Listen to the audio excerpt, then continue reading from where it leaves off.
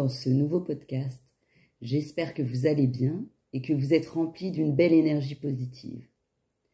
Aujourd'hui, je souhaite aborder le sujet de l'importance de l'imagination et de la loi de l'attraction. Vous en avez sûrement entendu parler, on en entend parler de plus en plus et c'est un sujet qui me passionne, la loi de l'attraction.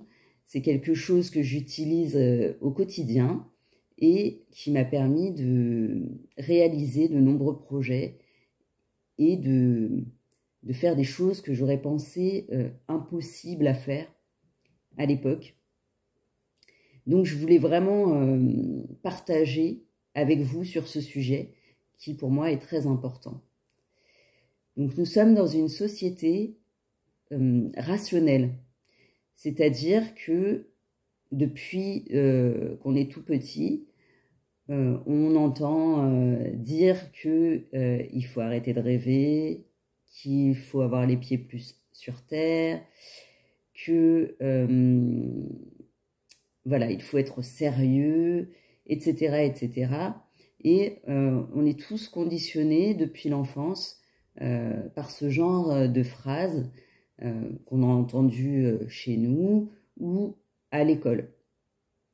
Et pourtant, rêver, imaginer, c'est quelque chose de primordial. Parce que tout ce qui se passe dans notre esprit peut se réaliser dans notre réalité.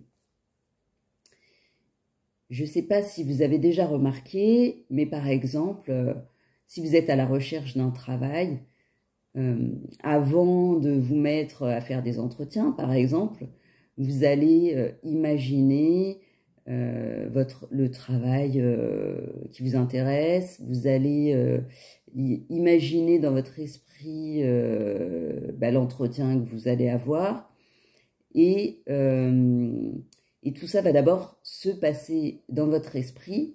Vous allez avoir, par exemple, le projet de trouver un nouveau travail, et donc, avant même de vous mettre en recherche dans votre réalité, vous allez, dans votre esprit, y penser, imaginer comment procéder, où aller. Peut-être que vous allez refaire votre CV dans votre tête. Bref, tout va commencer donc par vos pensées. Et puis ensuite, vous allez vous mettre en action dans la réalité et c'est ce qui va vous mener là où vous avez envie d'aller. Alors parfois, ça fonctionne et parfois ça ne fonctionne pas. Ce que moi je tenais à dire dans cette vidéo, c'est que le discours qu'on entretient avec soi-même est extrêmement important. Parce qu'en fait, notre inconscient va se nourrir de nos pensées et va concrétiser tout cela dans notre réalité. Donc se parler avec bienveillance, c'est quand même quelque chose de primordial. Et puis de toute façon, vous allez essayer chez vous de pratiquer cette loi de l'attraction et vous verrez que c'est amusant, que ça fait du bien et qu'on se sent bien quand on décide de visualiser, de rêver grand et de se faire plaisir. C'est quand même beaucoup plus intéressant de s'imaginer en train de réussir que de s'imaginer en train d'échouer. Et ça donne de la force et ça donne beaucoup d'énergie. Donc qu'est-ce que c'est la loi de l'attraction concrètement? En fait, c'est une loi universelle. Voilà. C'est une loi qui stipule que la pensée est créatrice et que donc tout part de soi. Souvent, on a tendance dans nos sociétés à se laisser porter par le mouvement, par ce qui se passe autour de nous, par les événements. Et en fait, on oublie son pouvoir créateur et on n'est plus acteur de notre vie. On va plutôt réagir aux situations plutôt que imaginer créer des situations. quand on comprend comment fonctionne la loi de l'attraction, on peut reprendre ce pouvoir et se permettre de créer consciemment les circonstances de notre vie, ce que l'on souhaite obtenir dans sa vie. Donc la loi de l'attraction, c'est quelque chose d'impalpable, c'est quelque chose d'invisible. C'est, pour moi, selon mon expérience que j'en ai et la façon dont je le perçois, c'est un peu comme une énergie. Une énergie, pardon, excusez-moi, qu'on envoie et qu'on reçoit. C'est-à-dire que si j'envoie de l'énergie positive, j'ai de fortes chances de recevoir en retour de l'énergie positive. À l'inverse, si j'envoie de l'énergie négative, j'ai toutes les chances de recevoir en retour de l'énergie négative. Alors, je vais vous donner un exemple concret. Par exemple, le matin, si vous vous levez de mauvaise humeur, en pensant à vos problèmes, en pensant que cette journée va être catastrophique, que rien ne fonctionne, vous allez avoir dans votre journée des événements qui vont confirmer vos pensées du matin. Et du coup, vous allez avoir une journée catastrophique et vous allez dire, eh ben voilà, je l'avais bien dit, je savais que cette journée serait pourrie. Mais en fait, vous avez créé cela dès le matin. Vous vous êtes conditionné quelque part, vous êtes programmé pour vivre une journée désagréable. À l'inverse, par exemple, vous pouvez vous réveiller après une bonne nuit de sommeil, vous êtes de super humeur, le soleil brille dehors et vous vous dites que tout va être parfait, que ça va être extraordinaire. Et comme par hasard, cette journée se passe à merveille. Vous faites des rencontres agréables, vous recevez un coup de téléphone d'un ami que vous n'avez pas eu depuis longtemps et ça vous fait super plaisir. Et tout s'enchaîne à la perfection.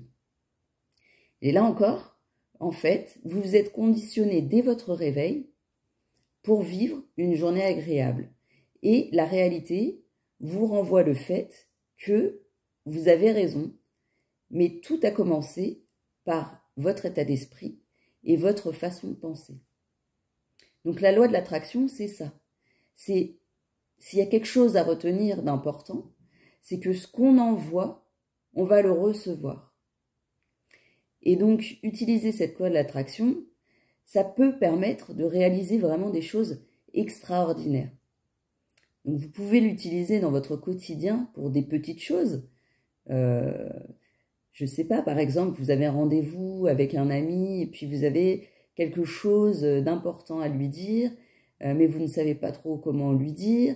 Et donc, vous pouvez imaginer en amont la façon dont ça va se passer, dont ça va se dérouler au mieux pour que votre ami reçoive votre message et qu'il le reçoive correctement et que ça se passe bien. À l'inverse, vous pouvez aussi avoir un discours intérieur qui peut être négatif, où vous pouvez vous imaginer en train de transmettre ce message à votre ami et qu'il le prenne de travers, etc., etc. Donc, ce qui est important dans la loi de l'attraction, c'est de prendre conscience de ses pensées, du discours intérieur que l'on se tient, pour pouvoir, en gros, créer sa réalité au mieux. Je ne vais pas vous faire des très longs discours sur cette loi de l'attraction, parce que quand moi j'ai démarré ce processus, j'ai entendu parler de loi de l'attraction, j'ai lu des livres à ce sujet et j'étais très sceptique. Mais comme je suis une sceptique qui aime vérifier par elle-même, je suis quelqu'un qui aime expérimenter avant de tout rejeter en bloc et qui aime faire sa propre expérience et se faire sa propre opinion. Donc, j'ai décidé, pendant 30 jours, de visualiser et donc d'écrire des scénarios de rêve sur des choses que je voulais obtenir. Donc, j'ai commencé par des toutes petites choses et j'ai eu l'extraordinaire surprise de me rendre compte que ça fonctionnait. Je l'ai ensuite testé sur des objectifs plus grands et encore une fois, ça a fonctionné. Ça m'a permis d'être dans la maison de mes rêves, celle dans laquelle je vis aujourd'hui. Ça m'a permis de venir dans la région de mes rêves, de quitter la région parisienne. Ça m'a permis énormément de choses. Je ne saurais pas tout vous lister, mais à ce jour, il s'est passé tellement de choses extraordinaires dans ma vie que j'avais vraiment envie de vous inciter à vous intéresser à ce sujet. Vous pouvez trouver de nombreuses vidéos traitant du sujet. Voilà, c'est quelque chose que je vous invite vraiment à mettre en place dans votre vie. Quel est le lien entre la loi de l'attraction et l'imagination? Je ne sais pas si vous le savez, mais de nombreuses études ont stipulé que l'inconscient ne fait pas la différence entre votre imagination et la réalité. C'est-à-dire que pour lui, quand vous êtes en train de rêver, d'imaginer, de penser, c'est exactement la même chose que la réalité. C'est-à-dire que si on vous met des petits capteurs sur la tête et qu'on observe votre activité cérébrale au moment où vous êtes réellement en train de faire quelque chose et le moment où vous êtes seulement en train d'y penser, vous pourrez vous rendre compte que les mêmes zones de votre cerveau sont activées. Donc votre inconscient, pour lui, si vous êtes en train d'imaginer quelque chose, c'est la réalité. Donc c'est pour ça que c'est très important de s'autoriser à rêver, de rêver éveillé, de rêver consciemment aux choses que vous souhaitez obtenir dans votre vie. Comment fonctionne cette loi de l'attraction? Alors il y a plusieurs étapes clés pour que la loi de l'attraction fonctionne. Parce que il y a pas mal de gens qui testent cette loi et qui disent qu'elle ne fonctionne pas. Mais souvent, c'est parce qu'ils omettent des étapes dans le processus de cette loi. Donc, des étapes clés, je vais vous les citer.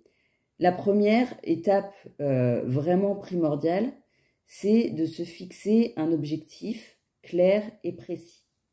Donc, vous devez savoir exactement ce que vous souhaitez accomplir, ce que vous souhaitez réaliser. Parce que si vous ne savez pas exactement où vous souhaitez vous rendre, si vous avez des pensées contradictoires, ça va être compliqué pour votre inconscient de saisir ce qui est vraiment important pour vous et donc de vous renvoyer les situations qui ont de l'importance pour vous. Donc, ce que je vous invite à faire dans un premier temps, c'est de mettre par écrit tout ce qui a de l'importance pour vous. Donc, vous pouvez, par exemple, si vous souhaitez tester cette loi de l'attraction, vous pouvez écrire donc pendant 30 jours ce que vous souhaitez vraiment. Donc, vous écrivez dans un premier jet et puis chaque jour, vous affinez votre objectif. C'est-à-dire qu'au départ, peut-être, votre objectif va être un peu nébuleux, va être un peu flou. Mais plus vous allez y penser, plus vous allez affiner et savoir vraiment au fond de vous ce que vous désirez. Donc ça, c'est un bon exercice. Une fois que vous avez bien défini votre objectif, ce qui est important, c'est de focaliser son attention sur votre objectif. C'est donc d'y penser, de l'imaginer, par exemple, de relire votre objectif chaque jour, et puis surtout de vous imaginer en train d'atteindre cet objectif, ou ça peut être un objectif, mais ça peut être aussi de recevoir un objet. Vous pouvez commencer par des toutes petites choses comme ça. Vous avez envie qu'un objet fasse son apparition dans votre vie, et donc vous focalisez votre attention pour les 30 prochains jours. Voilà, il n'y a que cet objet qui retient votre attention. Donc vous pouvez visualiser consciemment, c'est-à-dire vous mettre au calme dans un endroit, fermer les yeux et puis imaginer la situation que vous souhaitez voir dans votre vie, dans votre réalité. Donc vous imaginez avec le plus de détails possible, des couleurs, les sons, les odeurs, et surtout, deuxième chose extrêmement importante, donc là on a vu que la concentration était importante, focaliser sur son objectif, et la deuxième chose qui est vraiment, vraiment, vraiment primordiale pour que ça fonctionne, c'est de ressentir l'émotion que ça vous procurerait si vous aviez atteint votre objectif. Donc ça, c'est l'étape clé que souvent les gens oublient. Et quand on n'arrive pas à ressentir, ou que peut-être on ressent des émotions contradictoires, ça empêche le processus de se mettre en place comme il faut. Donc vous verrez que quand vous lancerez dans cette expérience, vos doutes vont revenir au grand galop. Et c'est normal parce que votre pensée rationnelle va vouloir savoir comment vous allez atteindre cet objectif. Vous allez avoir une petite voix là qui va murmurer à votre oreille que c'est pas possible, que vous n'y arriverez jamais, que c'est du délire, que c'est n'importe quoi, que vous feriez mieux d'abandonner cette idée, etc. Donc voilà, ça ce sont des pensées parasites, et ce sont des pensées qui ne vous aident pas. C'est ce qu'on appelle des pensées limitantes.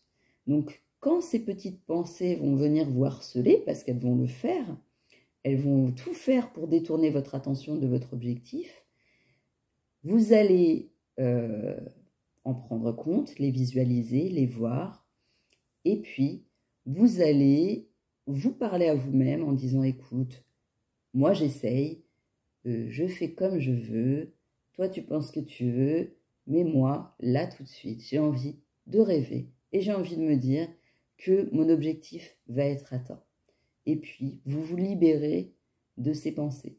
Alors, je ne vous dis pas que c'est facile. Je pense que ça demande beaucoup d'entraînement, ou un peu, ça dépend des personnes. Comme on a été conditionné depuis tout petit à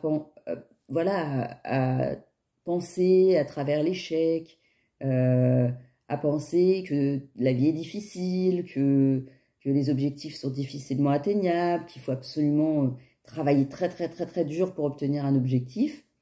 Voilà, on est habitué à penser de cette manière, et là il va falloir se déconditionner, et dès que vous vous surprenez à penser de cette façon, vous prenez le contre-pied en disant « Ben non, ça c'était ma façon de penser avant, mais là, aujourd'hui, de toute façon, j'ai juste envie de rêver, et j'ai le droit de rêver, et j'ai le droit de me faire plaisir en imaginant que tout se passe bien. » Et vous reprenez votre visualisation, et vous reprenez votre pouvoir et votre contrôle sur vos pensées et sur vous-même. Et puis, vous verrez que des choses extraordinaires se passent. Et si vous le souhaitez, partagez-moi votre expérience. Voilà, mettez en place la loi de l'attraction et dites-moi si ça a fonctionné pour vous. C'est quelque chose d'extraordinaire. C'est quelque chose qu'on devrait apprendre depuis qu'on est tout petit. Et Mais ce qui est important, c'est qu'il n'est pas trop tard et qu'il existe des outils qui permettent d'améliorer sa vie. Et ils sont à notre disposition, donc il ne faut pas hésiter à s'en servir. Voilà, ce podcast touche à sa fin.